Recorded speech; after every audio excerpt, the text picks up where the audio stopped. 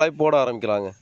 என்னன்னா இன்னைக்கு தலைப்பு என்னன்னா, எதிர்க்கட்சியா இருக்கும் பொழுது கோ பேக் மோடி, ஆளுங்கட்சியா இருக்கும் பொழுது வெல்கம் மோடி. இதாங்க தலைப்பு. அதுக்கு ஒரு பாட்டோடவே அந்த பதிவை நம்ம ஆரம்பிக்கிறோம். அந்த பாட்டு என்னன்னாக்கா, எதிர்க்கட்சியா இருக்கும் பொழுது ஸ்டாலின் போராளி போராளி போராளி, ஆளுங்கட்சியா இருக்கும் பொழுது காளி, ஓட்டு போட்ட மக்கள் எல்லாம் ஏமாளி ஏமாளி ஏமாளி ஏமாளி அப்படின்னு அந்த பாட்டை பாடி பதிவை நான் ஆரம்பிக்கிறேங்க. அதில் முதல் காணொலியை பார்த்தீங்கன்னா, நம் முதலமைச்சர் ஸ்டாலின் அவர்கள் எதிர்க்கட்சி தலைவராக இருக்கும் பொழுது மோடி தமிழ்நாட்டுக்கு வருகை தருகிறார். அப்பொழுது கோபேக் மோடி என்ற முழக்கத்தை முன் வச்சு தமிழ்நாட்டில் உள்ள திராவிட கொத்தடிமைகளை எல்லாத்தையும் அரவணைச்சு ஒரு பெரிய போராட்டத்தை தமிழ்நாட்டில் முன்னெடுத்தாருங்க.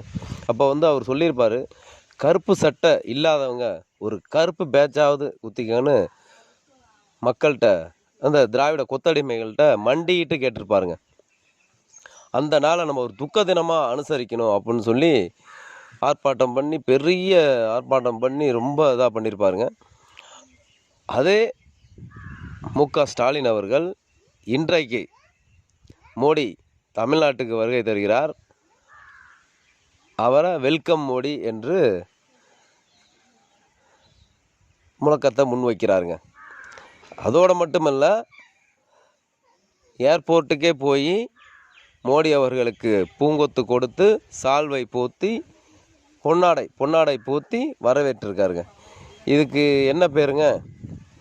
இது என்ன பேருன்னா, நான் என்ன சொல்கிறேன்னாங்க, எதிர்கட்சியாக இருந்த ஸ்டாலின் அப்போ பேசுகிறது நல்ல வாய், இன்னைக்கு ஆளுங்கட்சியாக இருக்கும் பொழுது பேசக்கூடிய ஸ்டாலின் அவர்கள் வாயின் நாரவாயா அப்படி என்ற ஒரு கேள்வி எல்லாருக்கும் வருமா வராதா?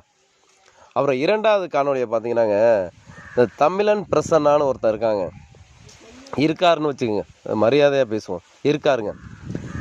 அவர் பேசியிருக்காரு பாருங்க மேடையில், பன்னீர்செல்வமும் எடப்பாடியும் அமித்ஷாவை வரவேற்கிறதுக்கு ஏர்போர்ட்டில் போய் பூங்கொத்தோடு காத்திருந்தாங்களாம். அவங்க அமித்ஷாவின் காலை நக்கி பிழைப்பதற்காக இவர்கள் 2 பேரும் ஏர்போர்ட்டில் காத்திருக்கிறார்கள் அப்படி என்று தமிழன் பிரசன்னா, வாடகவாய் திராவிட கொத்தடிமைகளில் இவரும் ஒருவர்.